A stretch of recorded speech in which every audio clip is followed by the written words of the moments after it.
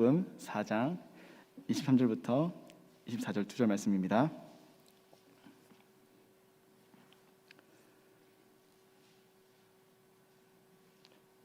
우리 한 목소리로 읽겠습니다. 아버지께 참되게 예배하는 자들은 영과 진리로 예배할 때가 오나니 곧 이때라. 아버지께서는 자기에게 이렇게 예배하는 자들을 찾으시느니라. 하나님은 영이시니 예배하는 자가 영과 진리로 예배할지니라. 아멘. 잘 앉으시겠습니다. 시간 담임 목사님 나오셔서 말씀을 하실 때 많은 은혜 받으시기를 소망합니다.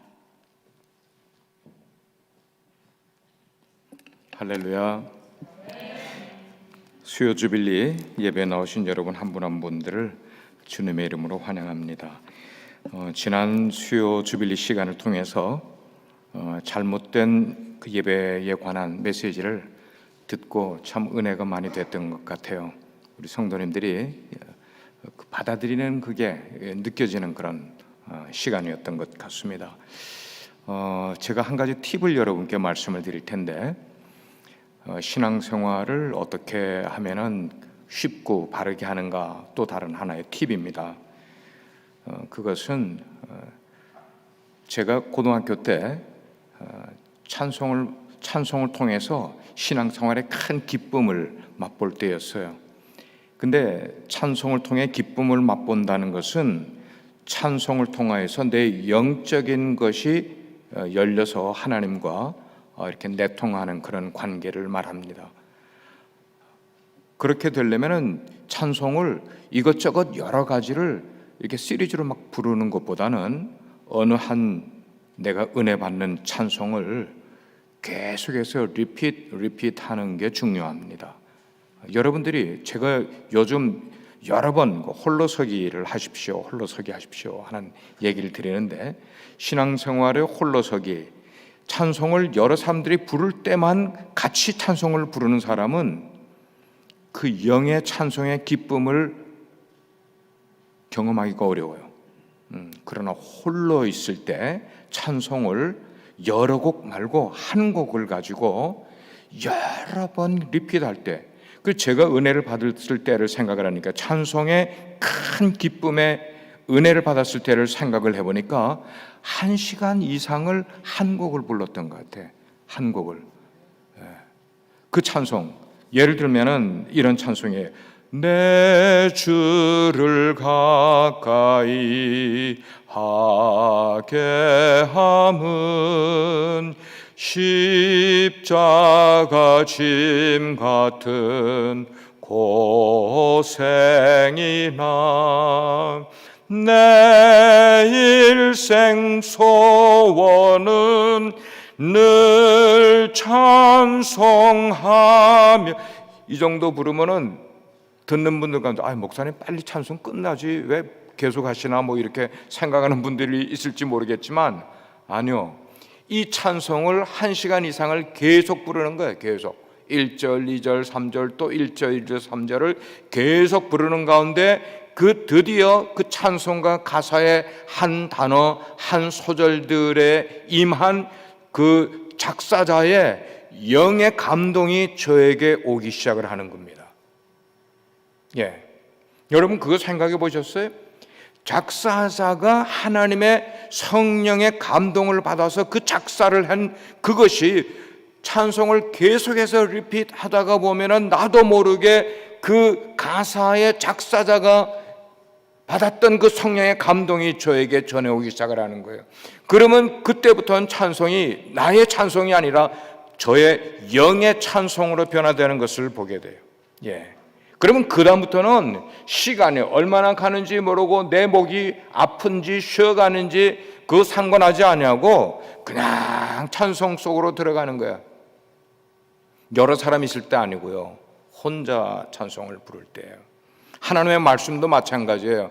그냥 막 이렇게 통독으로 막 읽어가는 그런 성경 구절을 읽어갈 때는 하나님의 영이 이렇게 깊이 터치하는 것을 잘 느끼지를 못해요. 그러나 한 문단을 가지고 또 곱씹고 또 읽고 또 읽고 3번 읽고 5번 읽고 10번을 같은 구절들을 계속해서 읽어가는 가운데 어떤 순간에 그 성경을 쓰신 저자의 그 저자의 감동되었던, 그래서 디모데후서에 보면은 그런 말이죠. 모든 성경은 하나님의 감동하심으로 이렇게 나오잖아요. 그럼 그 저자가 감동을 받은 그 감동이라는 게 성령의 감동을 말하거든요. 그 성령의 감동 받은 그 저자가 쓴 내용이 비로소 내가 여러 번 리피트하는 가운데 나의 영이 그걸 터치를 하게 되는 거예요. 나의 영이. 그러면 그때부터 영으로 성경 말씀을 보기 시작을 하는 거예요. 그러면 영이 내 속에서 막 역사하고 움직이기 시작을 하는 이런 경험, 이런 것들이 우리를 신앙생활의 기쁨으로 넘어가는 단계로 이끌어가 준다는 말씀입니다. 오늘은 예배의 기쁨으로 가는 그런 단계에 대한 말씀을 여러분과 나누려고 하는데, 바로 그거예요. 그냥 아무런 준비도 하지도 않고 내 마음이 하나님께 어떤 식으로 향하는지 어떤 의미도 가지지 아니하고 와서 털썩 앉아서 피곤하다, 그런 생각이 내 마음을 주장을 하고 있을 때는 영의 예배의 기쁨을 우리는 전혀 느낄 수가 없는 거예요. 그러나 여기 오기 전에 이미 사모하는 마음을 가지고, 마음으로 갈망하는 마음을 가지고 이곳에 왔는데, 찬송하는 그 찬송하는 사람들의, 인도자들의 그 찬송이 벌써 막 내 마음에 들어오기 시작을 하는 거야. 은혜의 문이 막 열리기 시작을 하는 거야. 내 영이 하나님을 만날 준비가 된 상태에서 하나님의 말씀을 듣고 예배에 참여하게 되게 될 때는 이 자리에 임재하신 하나님의 영광, 그 쉐키나 속으로 우리가 들어가면서 하나님의 영, 성령님과 나의 영이 컨택이 이루어지게 될 때에 예배의 기쁨을 그때에 비로소 얻게 되는 줄 믿으시기를 바랍니다. 그런 놀라운 은혜가 오늘 예배에 참석하신 여러분들, 온라인으로 드리는 여러분들 한 분 한 분에게 임하기를 주의 이름으로 축원합니다. 바로 그거예요. 바로 그거예요. 여러분들은 하나님께 예배할 때 기쁘십니까? 어떠세요? 여러분 하나님께 예배하는 게 정말 기쁘십니까? 그렇지가 않아요. 그렇지가 않아요. 우리가 많은 경우 기쁨으로 예배하지 못하는 경우가 많이 있어요. 예배는 뭔가 우리가 존재하고 있는, 내가 세상에 존재하고 있는 가장 중요한 목적이 바로 예배란 말입니다. 우리 인간은 세상을 살아가면서 이 존재 목적을 위하여서 우리가 살아가는 거예요. 그래, 이거를 알고 예배가 우리의 존재 목적임을 알고 살아가는 사람에게는 예배를 통한 기쁨이 우리들의 일상생활 속에 늘 편만하게 펼쳐져 있는 것을 우리는 보게. 다시 말하면 만약에 우리들의 삶 가운데 기쁨이 없다, 그러면은 기쁨이 없는 가장 첫 번째 이유는 뭐냐면 내 삶 속에서 예배를 잃어버렸기 때문인 줄 아시길 바라요. 내 삶에 기쁨이 없다, 피곤해서든지 근심이 있거나 환경이 어려워지거나 해서 내가 기쁨이 잃어버렸다. 근데 그 기쁨이 잃어버린 건 딴 이유가 아니라 바로 내 삶 속에서 예배를 잃어버리게 되면 우리 인생은 기쁨을 동시에 잃어버리게 되는 것임을 우리는 알아야 돼요. 누가 이거를 기가 막히게 아는가 하면 사탄이 알아요. 사탄은 예배가 우리들의 삶에 얼마나 커다란 기쁨을 가져다 주는지를 사탄이 알기 때문에 사탄은 때때로 우리 신자들의 삶에서 예배를 도적질해 간단 말이에요. 여러분이 이걸 아셔야 돼요. 우리의 삶에서 예배를 도적질해 가, 그러면 다른 거 다 끝나버리는 거예요. 사탄이 우리에게 태클을 걸 때, 태클을 거는 이유는 뭐예요? 넘어지게 만들려고, 우리를 쓰러지게 만들려고 태클을 걸 때 가장 먼저 시도하는 것은 우리들의 삶에서 예배를 빼앗아 가는 것임을 여러분 명심하시길 바랍니다. 그러므로 우리가 예배를 드리되, 예배 드린다는 것은 이 예배당에 나와서 예배 드리는 것만 말하는 것 아니에요. 우리의 온 삶을 통하여 예배를 드리되 a true worship, 오늘 말씀에 보면은 참된 예배를 그랬어요. 참된 예배를 드려야만 한다는 말씀입니다. 우리가 참된 예배를 드릴 때 하나님의 사랑이 우리 안에 찾아오게 됩니다. 우리가 참된 예배를 드릴 때 성령님이 우리 안에 뭘 불어넣는가? 찬양의 영을 불어넣어 주는 거야. 참된 예배를 드리면은, 그러면 그 찬양의 영이 우리 속에 들어오게 될 때 우리가 비로소 부르는 찬송이 우리에게 커다란 기쁨이 충만해지는 찬송을 우리는 부르게 되는 거예요. 지난번에는 잘못 드리는 예배에 대한 말씀을 나눴으면, 오늘은 잘 드리는 예배, 참된 예배에 대한 말씀을 나누고, 다음 수요일 날에는 진짜 우리가 이 예배를 그렇게 찬양 예배를 드릴 계획이에요. 그래서 예배의 시종을 그냥 찬양으로 쫙, 그래서 하나님의 영이 우리 가운데 임재한 것을 찬양으로 한번 하나님께 영광 돌리는 그런 예배를 다음 수요일 날 우리가 드리게 될 거예요. 오늘날 수많은 사람들이 하나님 앞에 예배드린다 그리고 드리고 있지만, 그 중에 하나님이 받지 않으시는 예배가 많을 거라는 생각, 이 사실은 참으로 비극적인 사실이 아닐 수가 없는 거예요. 예배는 수많은 사람들이 드리고 있는데 하나님이 받지 않으시는 그런 예배가 많이 이루어지고 있다. 주일 아침이면 전 세계의 수억의 사람들이 단장을 하고 하나님 앞에 나아가 예배를 드리는 거예요. 그렇게 예배를 드려요. 그런데 그들이 드리는 예배가 실은 하나님께 이르지 못한다는 것을 생각을 하면은, 솔직히 저는 목사로서 정말 잠을 이루기 힘든 일이라고 생각을 해요. 왜냐하면 그게 저의 책임이라고 생각되기 때문에. 목사가 성도들에게 바른 예배의 관념을 넣어주지 못해서 그런 그들이 드리는 예배가 하나님이 받지 않으시는 예배를 드리는, 그리고 자기는 드렸다고 생각을 하고 돌아가고 하는 그런 일들이 반복되게 될 때, 근데 여러분, 저는 영적인 기술자, 스피리추얼 엔지니어가 아니잖아요. 저는 여러분들이 잘못 드린 예배를 몰래 그거를 예배로 바꾸어서 하나님께로 살짝 이렇게 보여드리게 할 수 있는 기술을 가진 자가 저는 아니란 말이에요. 한마디로 성령님이 우리와 함께하지 않으시면은 우리가 드리는 true 예배는, 참 예배는 불가능한 거예요. 그래서 우리가 참된 예배를 드리려면은 우리 안에 반드시 하나님의 영이 임해야만 한다는 거예요. 하나님의 영, 성령이 우리 속에 임해야만 한다는 것이, 그 성령님이 우리를 역사하게 될 때에 우리는 하나님 앞에 영광의 예배를 드릴 수 있게 되는 것이에요.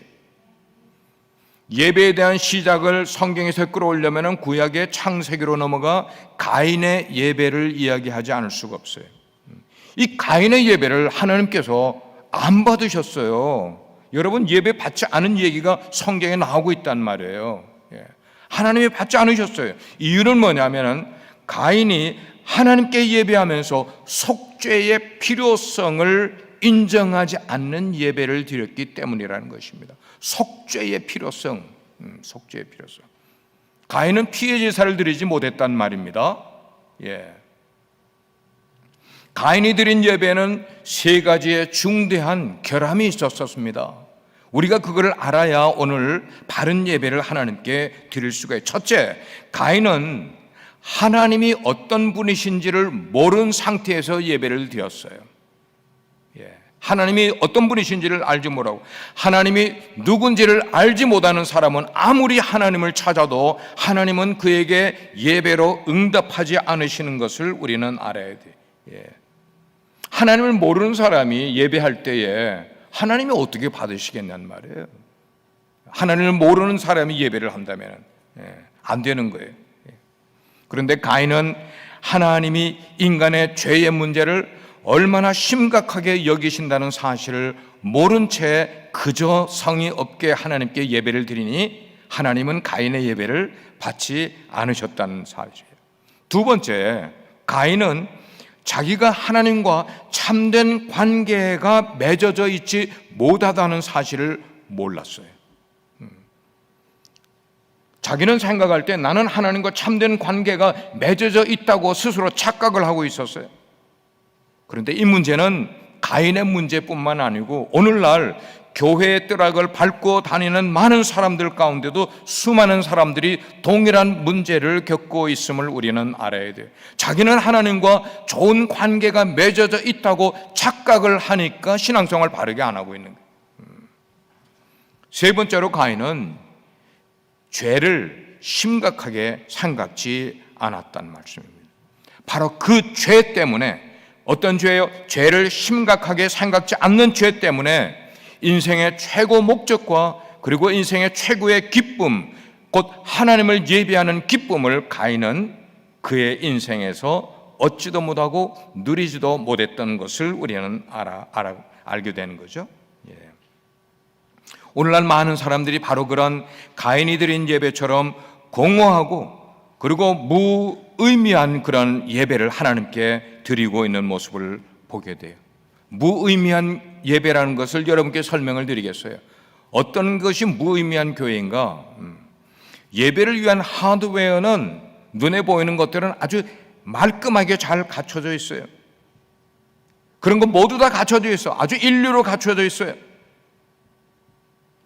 그런데 불결한 요소를 찾으라고 그러면은 하나님의 임재를 그 예배 속에 경험하지는 못하고 있는 그런 모습. 하드웨어는 다 갖춰져 있는데 예배당도 멋진 예배당, 시스템도 멋진 시스템을 가지고 있고 전자기기 다 갖추고 있고 좋은 악기를 다루는 사람들 다 동원돼서 그렇게 예배를 하고 있는데도 불구하고 하나님의 임재를 경험하지 못한다는 점에서 그런 예배는 하나님이 받지 않으신다는 거예요. 경건의 예배, 경건의 모습, 그런 거 충분히 다 갖춰져 있어요. 옷차림새도 갖춰져 있고 말투도 눈빛도 다 갖춰져 있어. 그래서 그런 것들로 사람들의 마음을 사로잡는 것이 충분해 보이는 그런 모습. 그렇지만 성령님이 주시는 그런 감동, 성령님이 주시는 그런 기름 부으심이 그 예배의 자리에 임하지 않았기 때문에 그 예배는 하나님이 받으시지 않으시는 예배가 된다는 거예요. 목회자도 그럴 수가 있고요, 성도들도 그럴 수가 있단 말이에요. 그래서 위로부터 내려오는 그 능력, 그 성령의 능력을 알지 못하니까 그런 걸 전혀 갈망하지도 않은 채로 모여서 갈망이 없는 거예요. 사모함이 없는 거예요. 그냥 주어진 예배의 순서에 따라 쭉 가다가 예배 순서가 끝나면은 축도로 그냥 예배가 끝나버리는 그런 예배.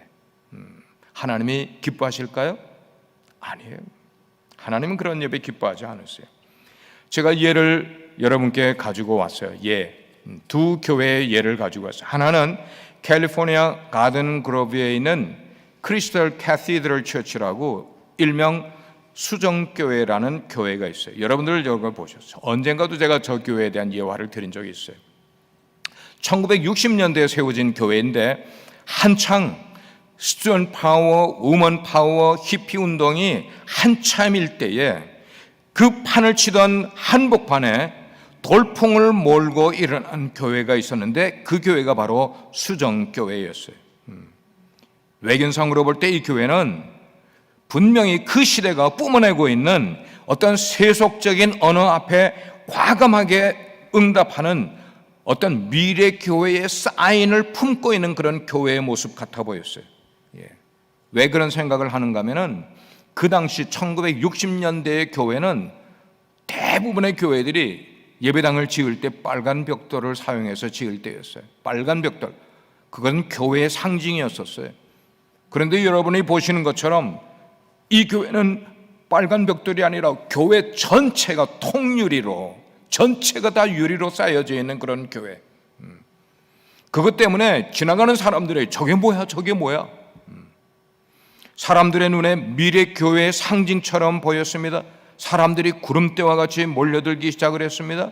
그 예배에는 연예인도 스포츠맨도 사회적으로 거물되는 사람들을 초대를 해서 그 사람들과 인터뷰를 하면서 수많은 사람들의 이목을 집중시키는, 제가 하와이에서 목회할 때니까 90년대 초반인데 그때 저희 아이들과 우리 가족들을 다 데리고 일부러 그 투어를 갔어요. 수정교회를 가서 예배도 드리고. 어마어마한 교회. 예배가 끝나면 한쪽에 유리장이 그냥 옆으로 쫙 움직이면은 오픈이 돼버려. 저게 예배당이 오픈되면은 그 밖에서 분수가 막 10개인가 20개인가 분수가 막 팍 올라오는데 예배가 끝남과 동안 이건 완전히 쇼예요, 쇼. 예. 그래서 사람들이 열광을 하죠. 그런데 50년이 넘도록 영광을 누리던 이 찬란한 교회가 지금으로부터 딱 10년 전에 2010년 그것도 10월 달 챕터 11을 불러서 연방정부에 파산 신고를 했어요. 그리고 저기에는 경매로 넘어가서 지금은 캐톨릭 성당으로 바뀌어버렸어요. 그 영광이 어디에 갔어요? 그렇게 될 줄은 아무도 예측하지 못했었어요. 그런가 하면은 알라바마 버밍햄에 있는 브룩 힐스 교회, The Church of Brook Hills, 이 교회는 2006년에 당시에 32살밖에 되지 않은 목사, 근데 그 목사가 데이비드 플랫, 우리 남침례교단의 국제선교부의 총재를 2년 전까지 했던 사람이에요.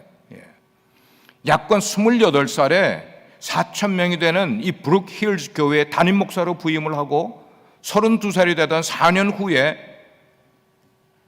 이 양반이 메가처치에 대한 꿈을 안고 세계를 여행을 하는 거예요. 선교 여행을 다니다가 어디로 가는가 하면 중국에 가서 안내원의 인도를 받아서 언더그라운드 처치 지하교회를 방문하게 됩니다. 이 플랫 목사가 중국의 지하교회를 방문하게 됐을 때에 그가 방문한 곳은 지하실이었어요. 지하실에 들어가 보니까 아무런 시설도 없이 그저 텅 빈 공간, 창고와 같은 그런 공간이었어요.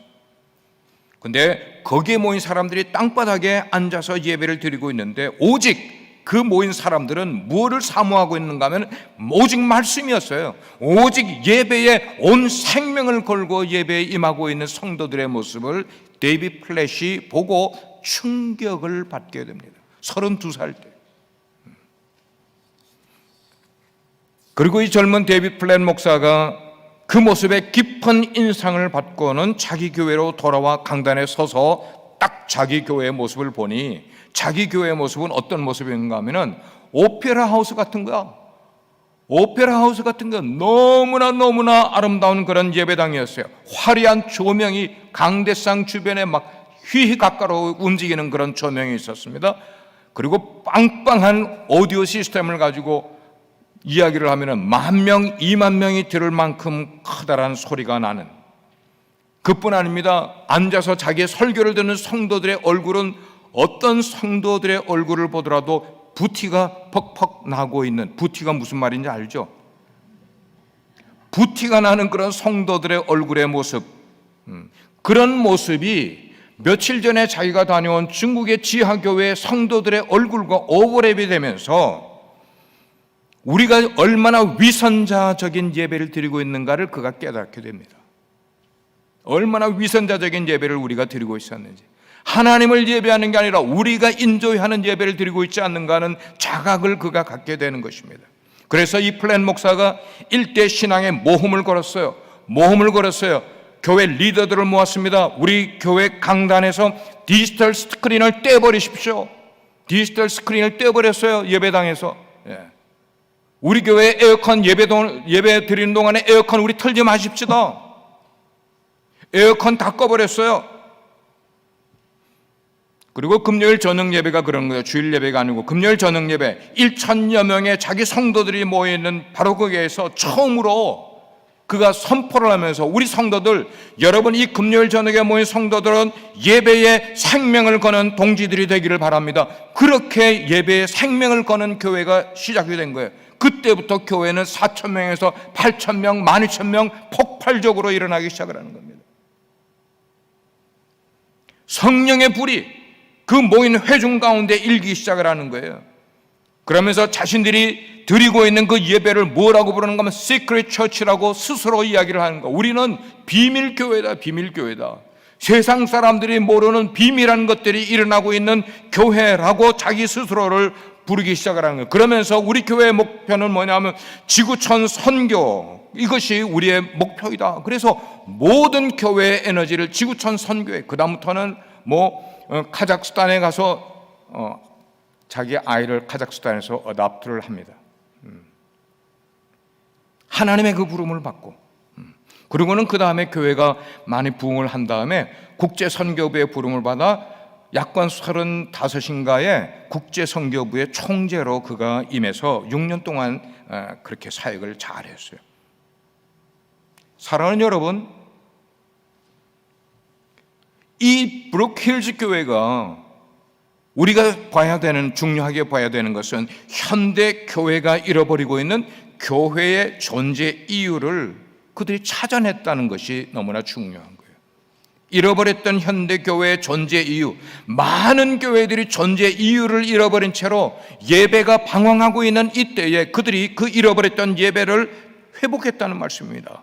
찾았다는 말씀이에요. 성령의 불이 예배에 임하는 것, 그리고 거기에 현장에 있었던 분들이 그것을 체험하는 것들을 그들이 경험하게 된 것이에요. 그렇다면 여러분, 방금 제가 예를 든 그 크리스천 캐시드럴 교회의 수정교회의 문제가 무엇이었을까요? 교회 시스템의 문제였습니까? 프로그램의 문제였습니까? 그 교회 리더십의 문제였습니까? 그런 것 아니에요. 그 수정교회는 처음부터 하나님의 나라가 임재할 수 있는 예배가 아닌 예배를 시작했다는 말씀입니다. 처음부터. 그러나 반면에 브룩힐즈 교회가 우리가 주목해야 되는 이유는 그 플랫 목사와 그리고 그 교회 성도들이 하나님 앞에서 자기들이 누릴 수 있는 세상의 어떤 값지고 그리고 따뜻하고 편안하고 한 이런 모든 것들을 사도 바울처럼 분토로 여겼다는 건 뭐야? 배설물로 여기면서 쓸데없는 거야, 이런 거다. 하나님이 이것 때문에 우리 예배 받으시는 것 아니야. 셧다운. 그러면서 겸손하게 하나님 앞에 무릎 꿇고 예배에 임하게 됐기, 바로 이것이 종말론적인 21세기를 살아가는 우리들의 예배의 모습이 바로 그런 모습이 되어야만 된다는 것입니다. 그렇습니다. 오늘 이 시간에도 하나님은 우리가 참된 예배 드리기를 원하고 계심을 믿으시기를 바랍니다.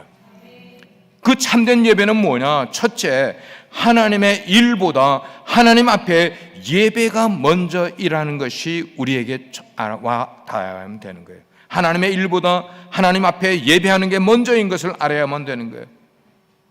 사도 바울 이후 바로 지금까지 2000년 교회 역사 동안 하나님의 위대한 일을 이루었던 그 수많은 위인들을 보게 되면 모두가 다 뭘 체험을 했는가 하면 영적인 체험을 거치면서 참 예배자가 되었던 사람들이 기독교 역사에 이름을 날린 사람들임을 우리는 보게 돼요.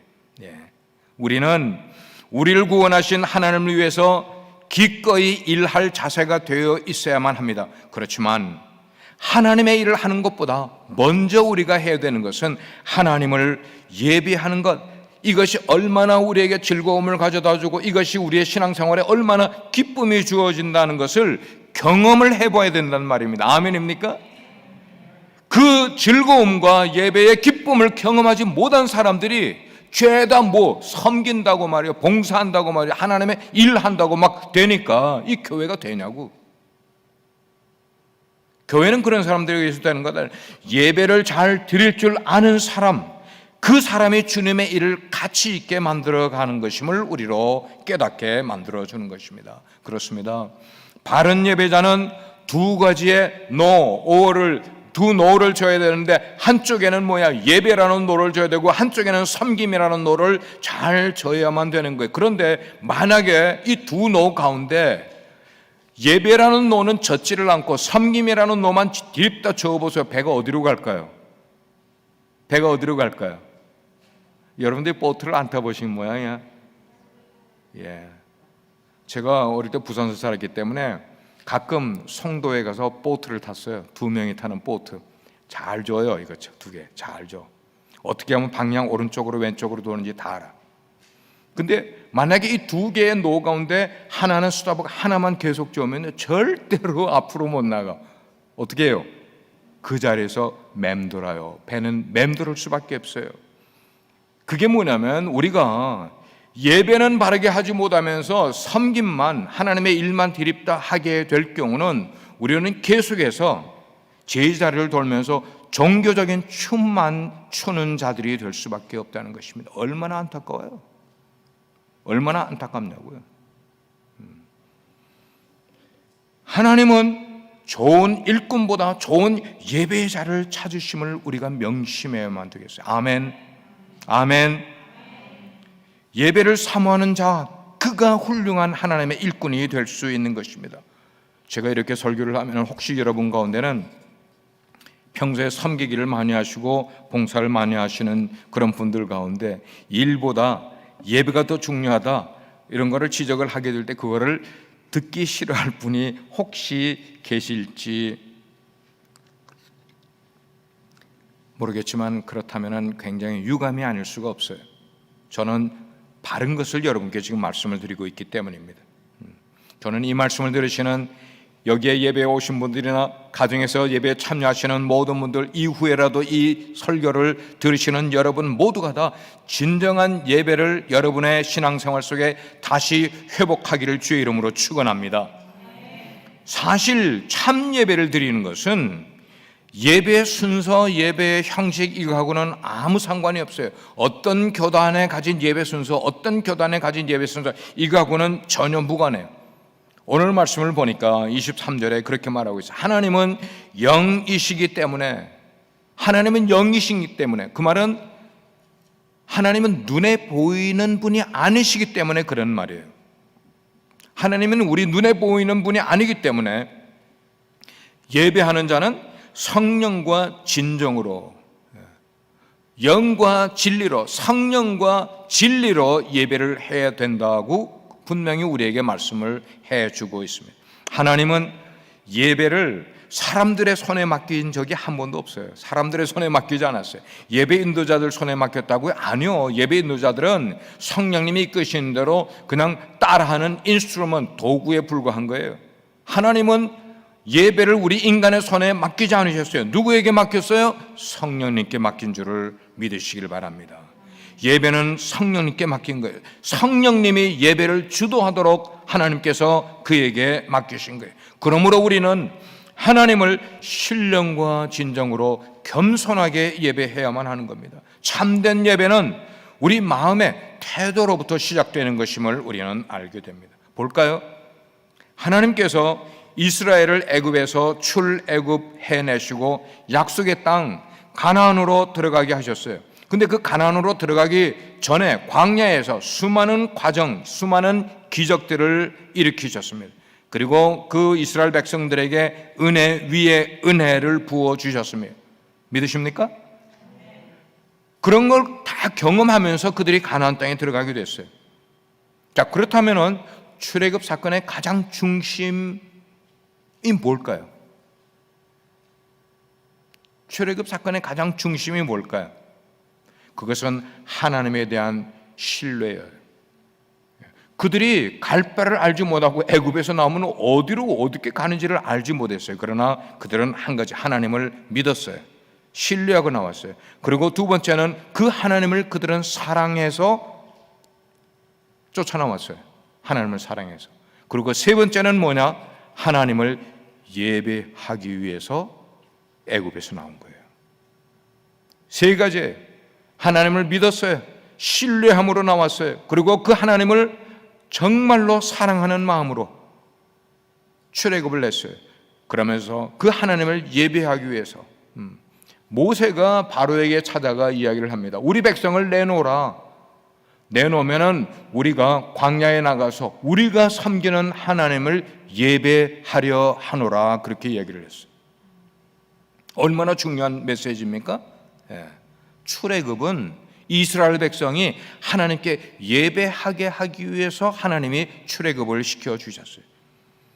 그런데 현대의 기독교, 그리고 현대의 기독교인들에게는 모든 것들을 다 갖춰 있는데 뭐만 지금 소외되고 있는가 하면 예배, 가장 중요한 예배가 소외되고 있는 모습이 너무나 안타깝다는 말씀입니다. 예배가 소외되고 있다는 거예요. 그래서 교회에 기도회가 있어서 기도회에 참석을 하십시오 하면은 기도회는 참석하지 않고 교회 예산 뭐 이렇게 해가지고 이것저것 따지고 그러는 거에는 열심히 참석해서 따지고 이거는 전혀 아니올시다는 거예요. 아니올시다. 두 번째, 예배는 우리를 겸손하게 만들어줍니다. 우리를 겸손하게 만들어줘요. 교만한 마귀가 하나님이 받으실 만한 예배를 드릴 수 없는 것처럼 교만한 성도가 하나님이 받으실 만한 예배를 드릴 수 없는 것은 똑같은 이치인 것입니다. 그러므로 참된 예배를 드리려면 우선 우리들의 마음 가운데 겸손히 자리 잡아야만 되는 줄 믿습니다. 세 번째, 따라하시길 바랍니다. 예배에는 다 같이 예배에는 신비의 요소가, 따라하세요. 신비의 요소가 포함되어 있다. 만일 예배 속에 신비한 것이 없으면 그건 예배가 아니에요. 미스틱한 것들이 있단 말이에요. 미스테리어스한 것들이 있단 말이에요. 만약에 우리가 믿는 하나님, 예배의 대상이 되시는 하나님을 다 이해할 수 있다면은 우린 더 이상 하나님을 예배할 필요가 없는 거예요. 근데 우리는 그 하나님을 다 모르기 때문에 그분을 예배하게 되는 것입니다. 사람은 누구든지 어느 나라 사람이든지 그리고 무언가를 예배하고 싶은 본능을 가지고 있어요. 옛날 원시인 때부터 달을 보면 달을 예배하려고 하였고, 태양을 보면 태양을 예배하려고 하였고, 산을 향하여 나무를 향하여 커다란 바위가 있으면 그 바위 밑에 지성을 드리는 일들이 누가 가르쳐 주지 않아도 신의식이 우리들 가운데 다 자리하고 있다는 말씀입니다. 그래서 보면은 어떤 폴리네시안 그런 원주민들도 닭을 잡아가지고 그 닭을 피를 내는 거예요. 그럼 그 피를 이렇게 받아서 돌 무더기를 쌓아놓고 그 돌 무더기를 돌면서 그 피를 뿌리잖아요. 누가 가르쳐 줬어요? 그리고는 그 닭을 그 돌 무더기 위에다가 올려놓고 밑에다가 장작을 붙여서 태워서 번제를 드려. 그건 누가 가르쳐 준 것 아니에요. 어느 나라 어느 원주민들 가도 이 번제 제사를 드리는 의식들은 다 가지고 있어요.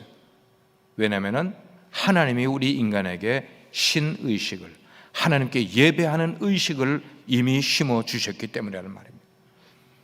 사제들은 또 어떻게 해요? 사제들은 지금 제사장이라는 의미잖아요. 우리로 말하면은 어떤 사교들이나 어떤 다른 종교의 그 사제들은 머리에다가 목에다가 이상한 그냥 그런 이빨 같은 거 이런 거를 이렇게 걸고 귀걸이도 하고 머리도 이상한 괴상한 그런 것들을 이렇게 쓰고는 막 푸닥거리를 하지 않습니까?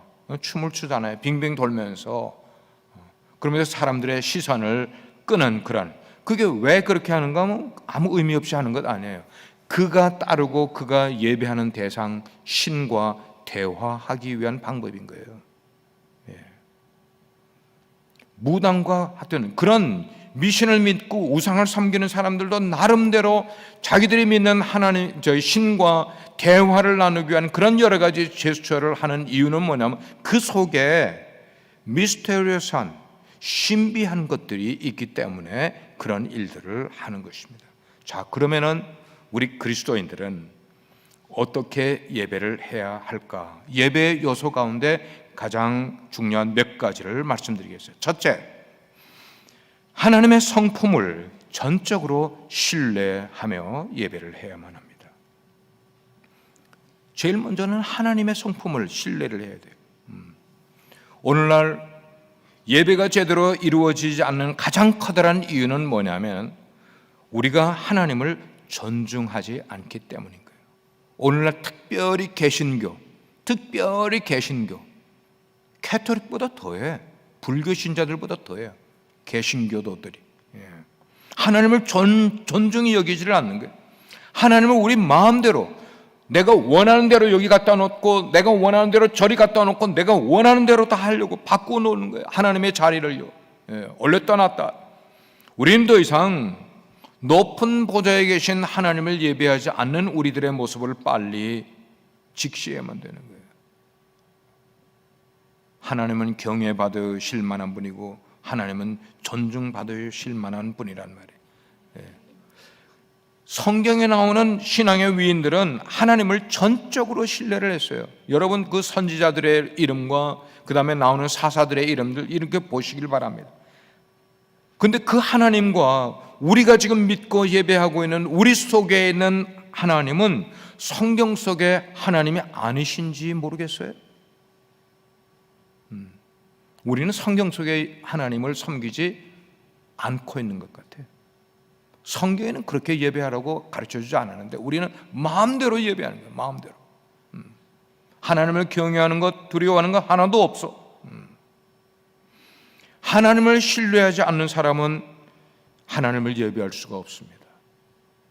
하나님을 신뢰하는 사람이라야 하나님을 예배할 수가 있습니다.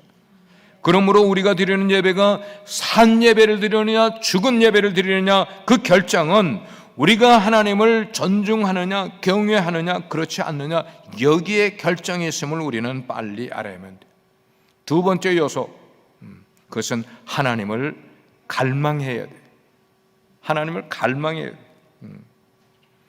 우리 속에 하나님을 찾으려고 하는 그런 갈망이 있는지를 여러분 생각해 보시길 바랍니다. 아까 제가 처음에 시작할 때 예화를 드렸었어요. 정말 우리가 예배에 나오기 전에 오늘 내가 하나님을 만나러 가는데 사모하는 마음과 갈망하는 마음이 있어서 여기에 앉게 되게 되면은 찬양을 시작할 때부터 나의 마음이 벌써 움직이기 시작을 하는 거예요. 영과 영이 막 터치를 하게 되면 거기서 뭐가 이루어지는 거야. 꿈틀거리는 게 막 보이는 거예요. 그렇지만 여러분, 하나님을 만나기 위한 우리들의 마음만 갈망하는 것 아니라 사실은 하나님도 갈망을 가지고 우리를 만나 주시려고 기다리고 계시다는 거예요. 이게 놀라운 사실이에요. 하나님은 우리가 하나님께 갈망하기를 원하는 것뿐만 아니라 당신께서 우리를 만나기를 그리고 우리의 예배를 받기를 얼마나 갈망하고 계시는지를 우리는 알아야 된단 말이에요. 하나님은 우리가 그런 하나님을 갈망하고 예배하기를 정말 원하세요. 마지막 세 번째 진실하고 정직하게 예배드려야만 하는 겁니다. 예배한다는 것은 예배의 대상을 사랑한다는 말로 대치가 될 수 있는 말이에요. 우리가 어떤 대상을 사랑하게 되면 그 앞에 당연히 진실해져요. 내가 사랑하는 존재를 만나면 진실해져, 거짓이 없어져요. 이렇게 우리가 진정성을 가지게 되면 우리는 예배 나오면서 절대 거칠해 그리고 가식 없이 예배를 드리게 될 거예요. 아멘입니까? 우리가 진실한 마음으로 하나님을 만나기 원한다면 왜 우리가 거칠해 하겠어요? 가식이 왜 필요하겠어요? 우리가 하나님께 기도를 하게 될 때도 우리의 기도의 내용 정직한 거예요. 정직한 거예요. 우리가 하나님께 찬송을 할 때 우리의 제스처 정직하게 제스처하는 거예요. 내 마음에서 시키는 대로 하는 거예요. 시키는 대로. 입 벌리는 것도 내 마음에서 우러나오는 것이고 하나님을 바라보는 우리의 눈동자도 그런 것이고 하나님을 만나는 게 중요하기 때문에 우리는 하나님 앞에서 절대적으로 정직해야 되는 줄 믿으시기 바랍니다. 오늘의 말씀을 종합을 합니다. 사랑하는 우리 성도 여러분, 질문합니다. 과연 당신이 드리는 예배는 감동이 있고 감격이 있는 예배를 드리고 계십니까? 여러분의 자세, 예배 자세를 여러분 스스로 점검해 보시길 바랍니다. 특별히 이번 3주 동안 가지는 수요 특별 주빌리 예배를 통해서 그동안 여러분들이 무관심했던 예배를 회복하는 시간 되시기를 바랍니다. 잃어버렸던 그 예배의 기쁨을 다시 찾으시는 여러분 되기를 주의 이름으로 축원합니다. 그래서 여러분이 예배의 자리에 나올 때 하나님을 갈망함으로 여러분들이 이 자리에 나오게 되고, 그래서 여러분의 갈망하는 마음이 여기에 나와서 성령님과 함께 만나는 그런 간절함이 여러분 예배 가운데 드러날 수 있는 자세가 될 수 있기를 바랍니다. 그렇게 예배 드리는 자에게 커다란 기쁨이 있을 거예요. 예배 기쁨은 거기서 찾게 되는 거예요. 저는 여러분들이 여러분의 평생에 그런 예배의 기쁨을 누리는 그리스도인 될 수 있기를 주의 이름으로 축원합니다. 기도하겠습니다.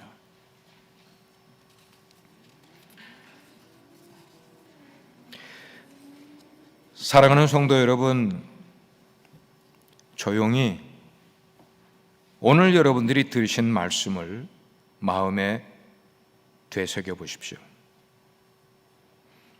우리는 자신이 원하는 대로 예배해서는 절대 안 됩니다. 그러면 여러분들은 여러분이 원하는 대로 예배하셨습니까? 하나님이 원하시는 예배를 드리셨습니까? 만약 여러분의 마음 가운데 내가 원하는 대로 예배하고 싶어 라는 생각이 든다면 그것은 마귀의 속삭임이에요. 예배는 내가 원하는 대로 드리는 것이 아니에요. 그 예배를 받기를 원하시는 하나님의 마음에 드는 예배를 드려야 돼요. 예배를 내 형편에 맞춰서 선택해서도 안 돼요. 여러분에게는, 우리에게는 선택의 권리가 없어요. 이 예배 저 예배를 내 마음대로 선택할 선택할 그런 권리가 우리에게는 없어요. 예배의 주체는 하나님이십니다. 예배의 주체는 하나님이십니다. 내가 아닙니다. 오늘날 기독교가 허영의 종교로 변해버렸고 종교의 껍데기만 남은 예배로 변해버렸다면 그것은 사람들이 예배의 진정성을 잃어버렸기 때문입니다. 우리가 잃어버린 영적인 예배를 회복해야만 합니다. 잃어버린 영적인 예배를 회복해야 됩니다. 찬송을 부를 때 그 가사가 나의 영을 열어주는 찬송이 되어야만 되고요. 여러분의 말씀을 듣고 읽을 때에 그 말씀 한 구절 구절들이 내 영이 열린 것과 내 영과 컨택이 이루어져야만 합니다. 그렇게 위해서는 하나님의 성품을 전적으로 신뢰하시길 바랍니다. 오 하나님, 하나님의 성품 앞에 무릎을 꿇겠습니다.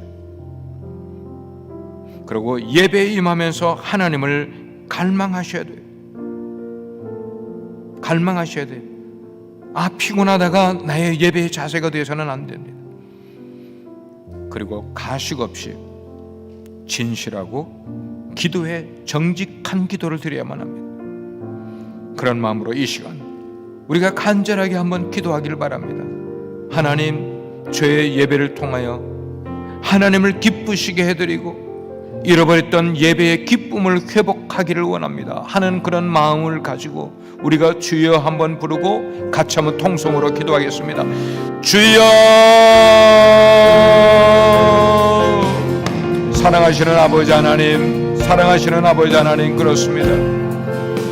우리가 찬송 한 소절을 불러도 그 찬송 속에 살아있는 하나님의 생명을 찬송할 수 있는 저희들 되게 하여 주시고, 우리가 말씀 한 구절을 살펴보아도 그